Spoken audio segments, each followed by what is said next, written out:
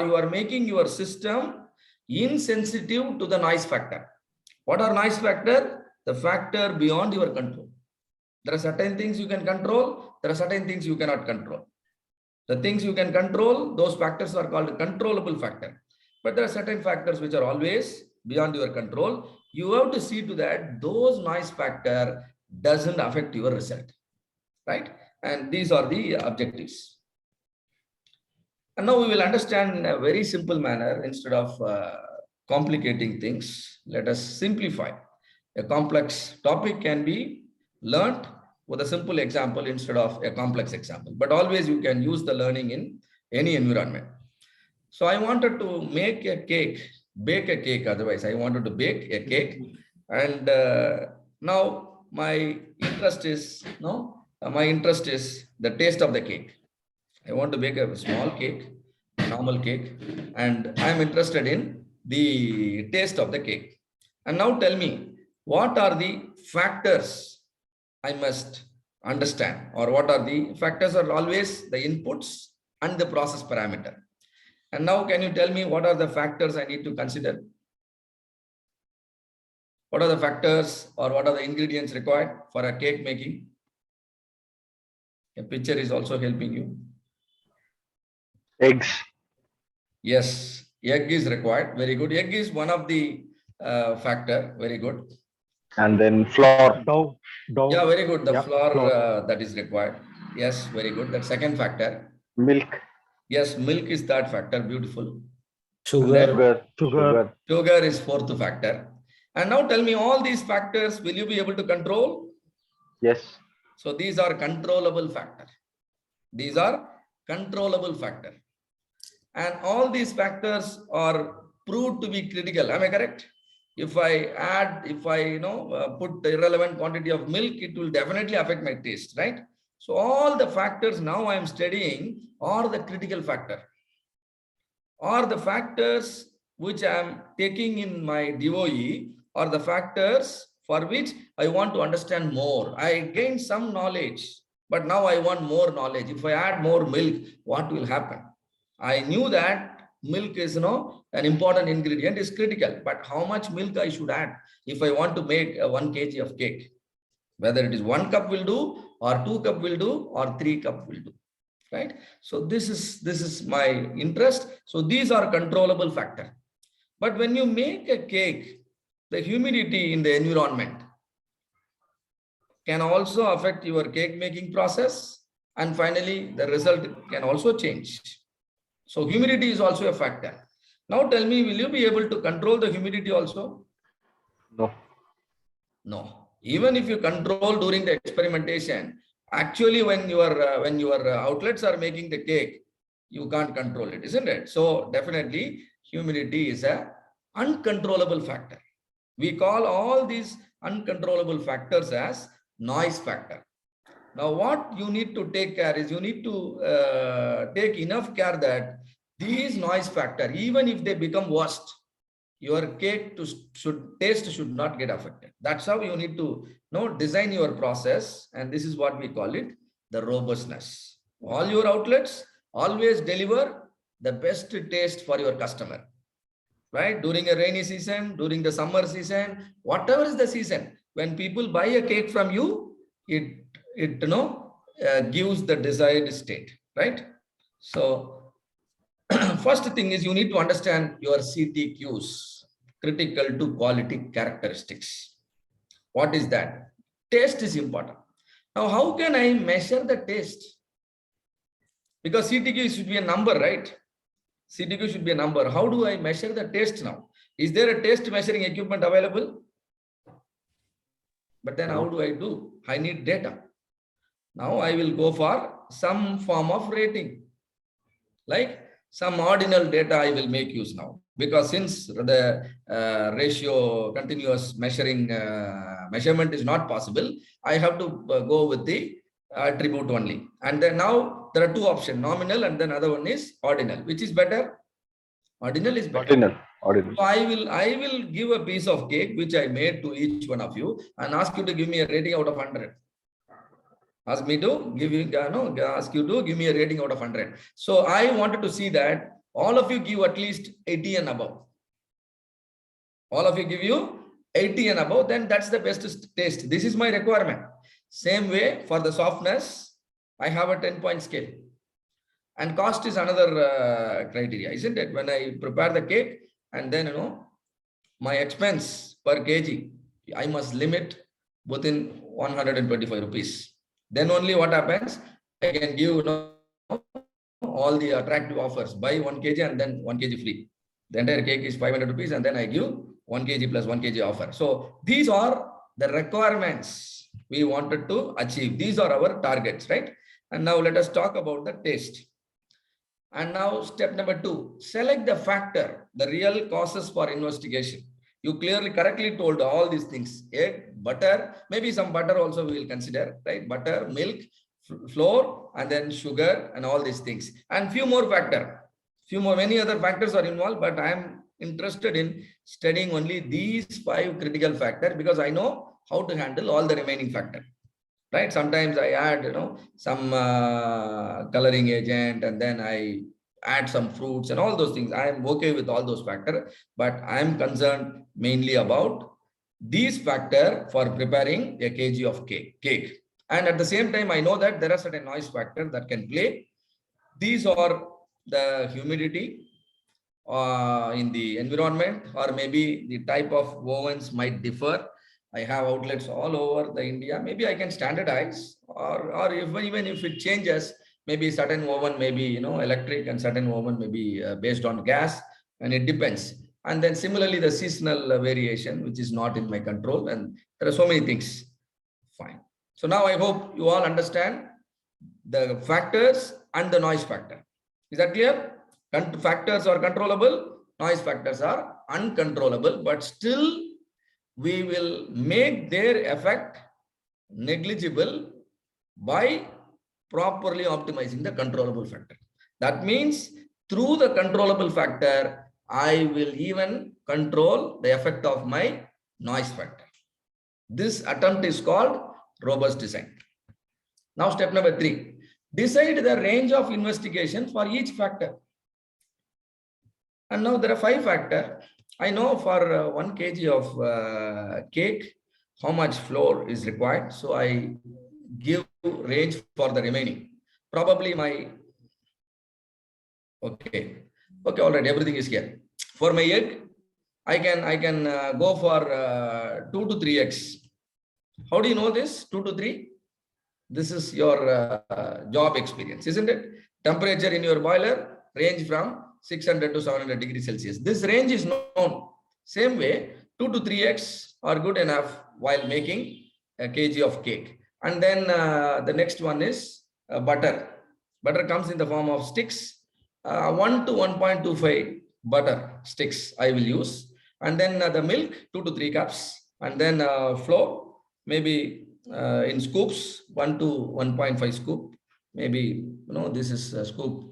You can relate it to the kilograms also. And then sugar, 1 to 2 spoons. All of you understand how this range of investigation is decided?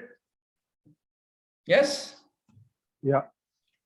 If required, you can invite the cross-functional team or the stakeholders or some subject matter experts and then understand your real conditions in your company, and now you can arrive. That means you are going to conduct the experimentation only from the lower limit to higher limit.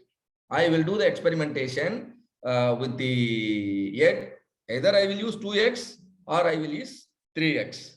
Is that 2.x, 2.5? I can go. If needed, I will go. Otherwise, I will either prefer 2 or I will prefer 3. That means as far as the eggs are concerned, how many levels are possible? 2 levels. Either I will use 2 eggs, which is the lowest, or I will use 3 eggs, which is the highest. I consider to use only low and then low or the high. That means there are only 2 levels at each factor. And that's what they decide the levels within the respective range of investigation. In case you wanted to also understand whether my taste will be increase better when I go for 2.5x, That means my number of levels will become 3. But now here, how I have kept the levels? How many levels I have kept for all the factor? 2. Yeah, all the factor I kept it constant. In order to keep the discussion simple, I kept it constant. You can always change depending on the real-time requirement. So there are 5 factors and there are 2 levels each. Either I can keep my factor at low or I can keep the factor at high. Low means 2x, high means 3x. Right? Low means 1 stick of butter, high means 1.25 stick of butter, something like that. So 4 steps, I think all the 4 steps are understood. Now step number 5, you need to follow certain principles while conducting the design of experiment. Otherwise, you will not be able to achieve the desired result. The principles are randomization, replication, and blocking. Randomization, replication, and blocking. Because I don't want to, contaminate my result with a lot of bias, with the experimental error, right? And the way I conduct the experiment should not, deviate my result. I am interested in, pure optimization of my X variable. So you need to randomize. When you randomize, you will have a chance to minimize the effect of the noises. I think all of you agree with me. You want to minimize the effect of the noises during experimentation. Am I right? So you must randomize. And then if there are any experimental error your team can commit, you can minimize that by replicating your experimentation. Because when people are doing the measurement, conducting the experimentation, they can easily make mistakes, isn't it? Your readings can have accuracy issue, your readings can have precision issue. I want to get rid of both accuracy as well as precision issue, and so I wanted to be very careful with experimental error. To minimize the experimental error, I will replicate. Replicate means I repeat the same experiment, or otherwise I redo the experiment with the same combination of factor settings, right? It's not a mere repeat, it is replication, right? We will discuss that. And then blocking. Blocking can help you to minimize both the bias as well as error due to the noises. Say for example, you are making a cake. You are making a cake and you understand that there are so many factors. Actually, we considered 4 or 5 factors, but in reality, there could be 15 factors for a cake, right? There are 15 factors, and then for each factor, there could be, let us say some levels, let's say 3 levels. Now, how many cakes I have to make just to understand, how the taste is, getting affected? How many cakes I should make? There are 15 factors, and then there are 3 levels each. 3 raised to the power of 15. 3 raised to the power of 15. So how many cakes I have to make to understand thoroughly what actually, affects my taste in the cake? A very big number. Let me simplify. There are, let us say, there are only 3 factor. There are 3 factor, and then each factor at 2 level. Now tell me how many cakes I have to make. There are 3 factors. 9. Come again. 9. 3 factors and then 2 levels each. Number of cakes you have to make is 8. The formula is 2 power 3. Right? 2 power 3. Right? Where 2 is the level and 3 is the factor. Level raised to the power of number of factors will give you the number of cakes. If there are 15 factors and 3 levels each, and the total number of cakes you need to make is 3 raised to the power of 15. Maybe several thousand cakes you need to make. Now tell me, will you be able to make all the cakes in a single day within your 2 to 3 hours of study? No. So you have to plan your experimentation. You have to plan your experimentation. Your equipment, you have a limited equipment. You can't complete all the experiments in a single go. It's not possible. So you have to plan your experiment in such a way that the noise factor do not affect your result if you conduct the experiment at different point of time. Am I correct? And so you need to do blocking. You need to do blocking. How to do blocking? So I make certain cakes day 1. I make certain cakes day 2. I make certain cakes day 3. And I do my experimentation over a span of 14 days. How many days I conducted the experiment? 14 days. And now the day 1, day 2, day 3, the day can also now become a factor. How many of you realize that? There are 14 factors. Now the day can be another factor. Now day I can't control. Cake can be made on Monday, cake can be made on Sunday, cake can be made on Saturday. And I don't want to convert this as another factor, right? So I wanted to make sure the day effect is not playing in my result. So I need to design my blocking in such a way that the blocking effect is minimized, right? Blocking effect is minimized. We'll see that again. And step number 6, decide the design layout. Design layout is nothing but a combination of factors, right? How many eggs, how much milk, how much sugar, how much flour, and then according to the levels I decided, right? So 5 factors, 2 levels means 2 to the power 5. If there are 5 factors and you have 2 levels, 2 to the power 5, how many cakes you need to make? You need to make 32 cakes. Which combination of cakes you will make first, or which combination of factors you will set for making your first cake? Which combination of factor you will make for preparing your next cake, and so on. So the entire plan of all the 32 cakes, if you put it in a table, that is called design layout or a design table, or that's called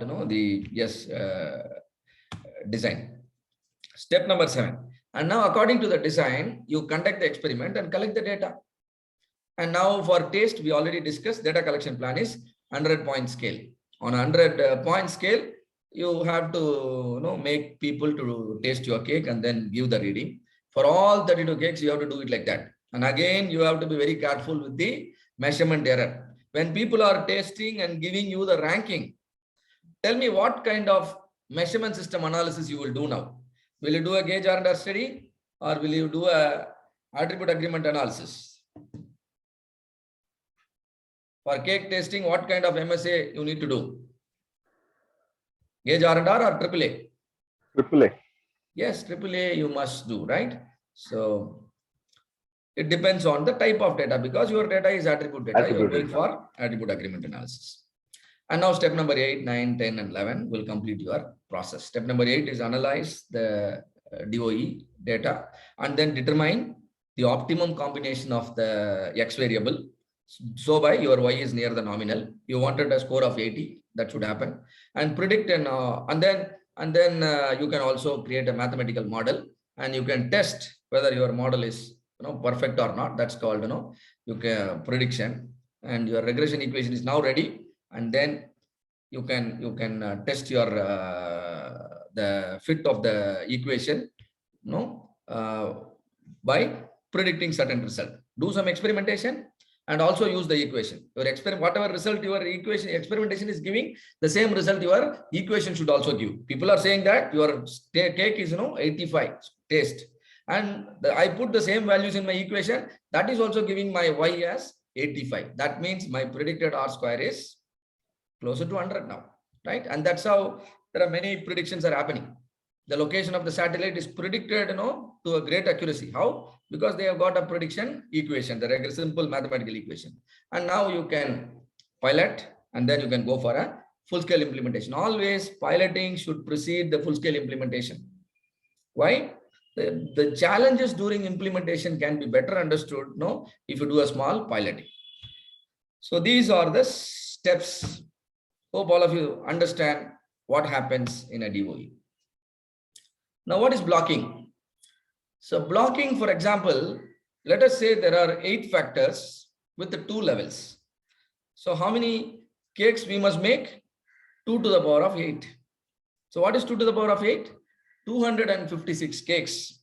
I know I can't make 256 cakes in a single day. My facility, research facility, I know that I can make about 64 cakes with the kind of team and setup I have. In a day, I can have I can make 64 cakes. And now how many days I will be conducting the experimentation? 4 days. 4 days are required to complete all my trials, and then no, my data is ready. And now how many blocks I have? 4 blocks. How many blocks I have? 4 blocks. And within each block, how many run I am running, or how many trials I am conducting? 64. This is what we call it runs.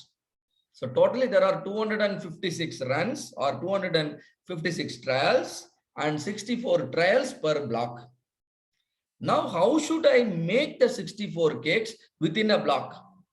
Within a single day, I make 64 cake. And within a day, there is forenoon session, there is afternoon session. Am I correct? And now how many cakes I will make in forenoon and how many cakes I will make in afternoon? 32 each. 32 each. Don't be biased. If you are biased, that will reflect in your reading. These are all the procedures in blocking. These are the 3 important principles you need to follow. And now 32 each. And 32 each, let us say you have 2 replication. What is replication? Whatever, let us say 256 cakes, 2 replication means it will become 512. 512 means my experimentation will now be 8 days. 2 replication means whatever experimentation I am doing, I will replicate the same thing one more time. Why do I replicate the same thing one more time? Because if there is an experimental error, I may not get same reading. Am I correct? I may not get say. So when I replicate, I get an idea about whether some experimental error is there or not. That is the goal of replication. Hope all of you understand, right? So when I have 2 replication within a block, I have 2 sub blocks. One is forenoon, other one is afternoon. Now one replicate, I'll put it in forenoon, and another replicate, I will put it in afternoon. Am I correct here? Yes. Because I want to minimize the noise effect, right? Because when I put everything in the day, and if my outlet prepares a cake in the afternoon, the taste will be different from what I predicted now, isn't it? I don't want that to happen. So I do 1 replicate in forenoon and 1 replicate in afternoon. These are the principles you need to follow in blocking. And now in a day, there are 64. And then within forenoon, I must accommodate 32 runs. How I should run the 32? Can I go in a standard order, or should I go in a randomized order? I will go in a randomized order. You know why? Early morning, first trial is always the best trial. People will be fully energetic. But the last trial, they will be tired. 32 times they made the cake, and lost the 32nd time, they will, they'll be little, careless about the result, and then, your results can deviate.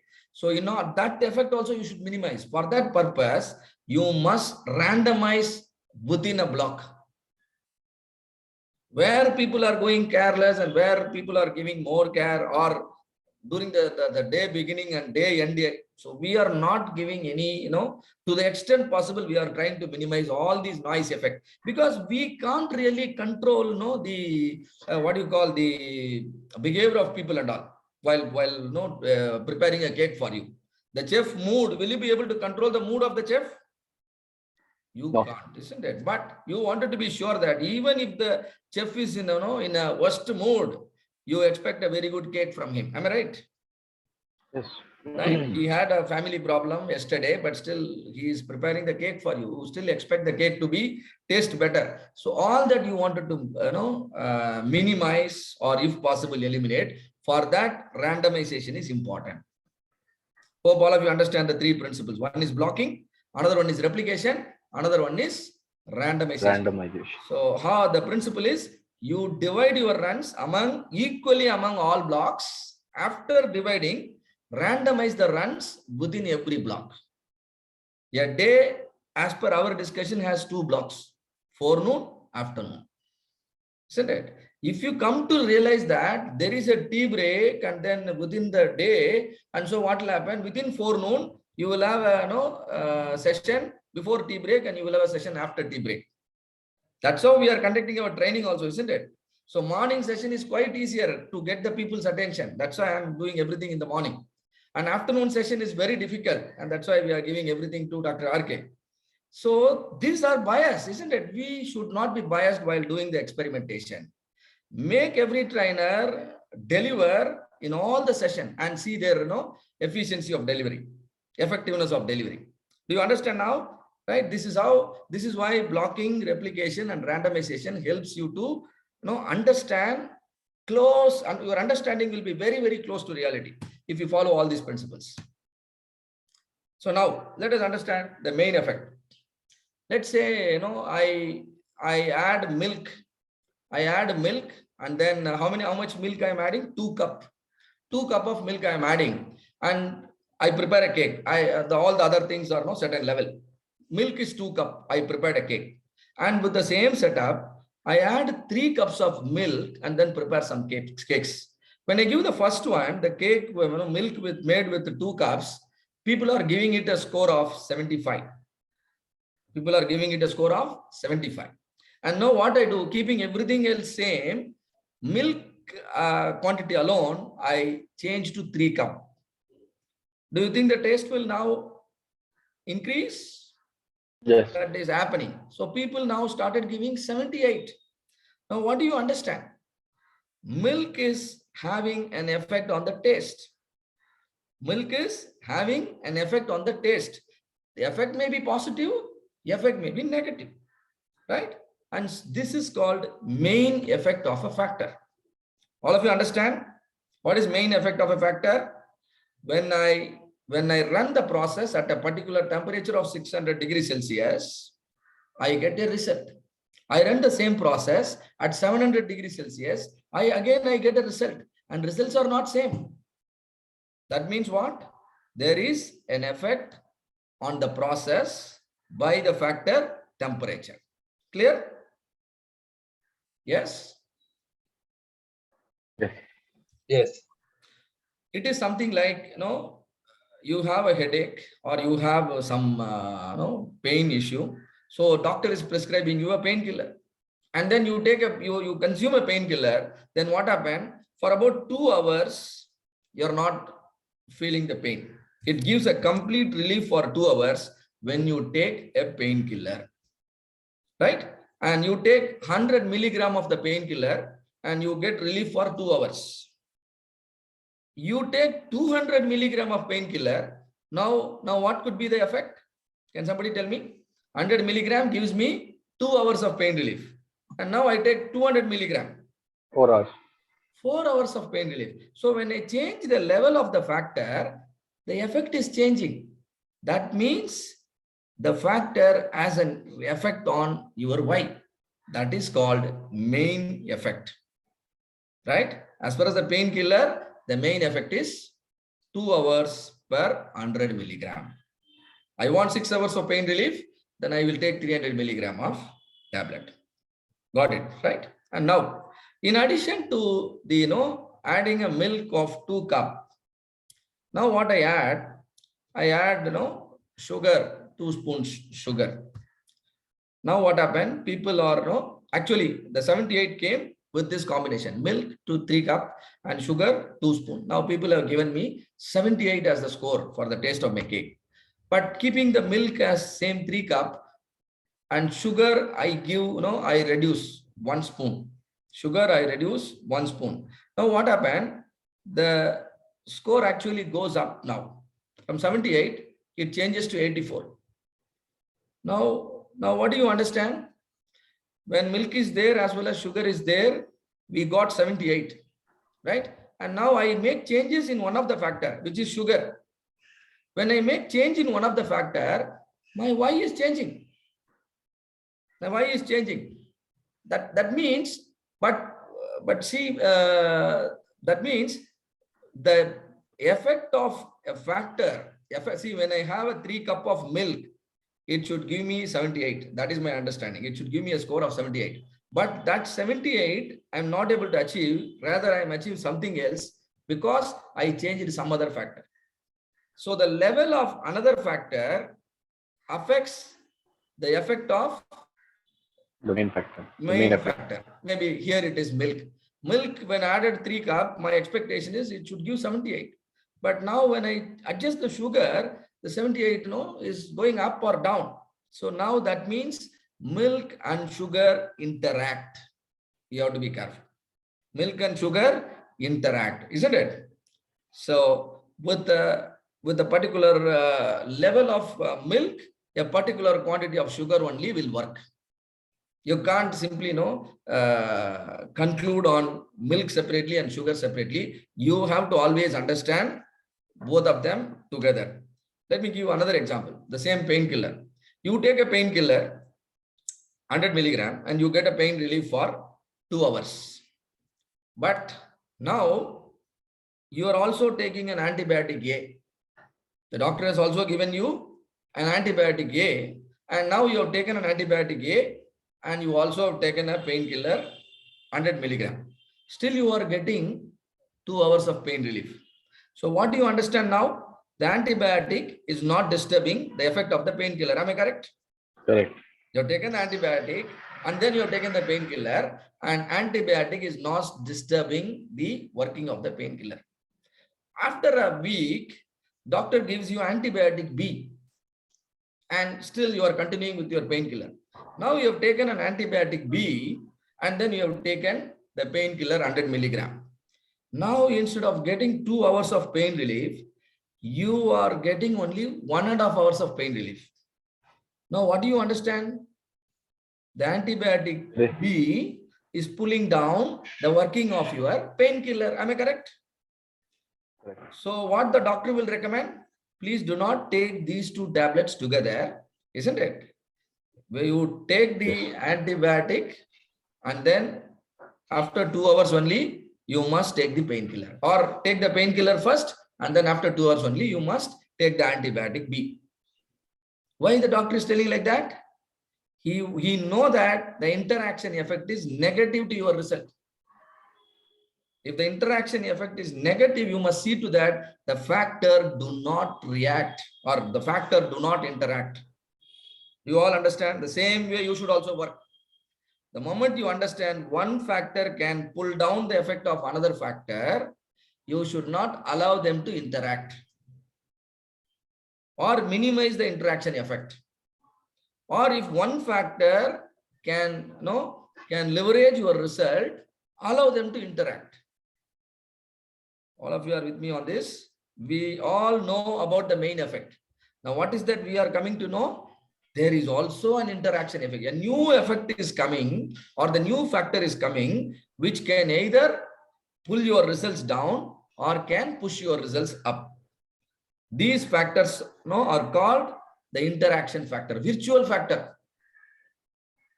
These are virtual factors, so far invisible, but now it started appearing to our eyes. How?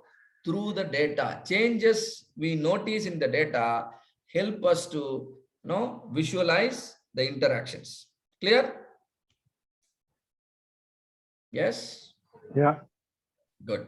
So now, milk and sugar, there is an interaction. Am I right? This is called 2-factor interaction. Factor A and factor B. And now 2-level interaction is AB. Similarly, milk, sugar, and then I add a butter. So now I realized 1 spoon of sugar and 3 cups of milk can give me a great result. And while retaining the great result, I wanted to make sure. I now add 1.25 stick of butter. Now people are giving what? A score of 85. It's going up. So adding butter is helping me, and adding and keeping a butter 1.25 sticks, 1.25 sticks amplifies the combination of what you call the sugar and milk. So that means there are 3 factors at a time I need to maintain at a certain level to achieve this result. That means this is called a 3-factor interaction. 3rd factor is also now interacting with your result. So this is called a 3-factor interaction. You can always understand whether main effect is there and whether interaction effect is there. And when interaction effect is there, is it only up to 2 level, or is it up to 3 level, or is it up to 4 level, and so on, right? If there are 5 factors you are studying, interaction can go up to 5 level interaction. What is 5 level interaction? The new factor, you can name it like this: A, B, C, D, E. Where A is a factor, B is a factor, C is a factor, D is a factor, E is a factor. Now, what is A, B, C, D, E? That is the 5 level interaction factor, right?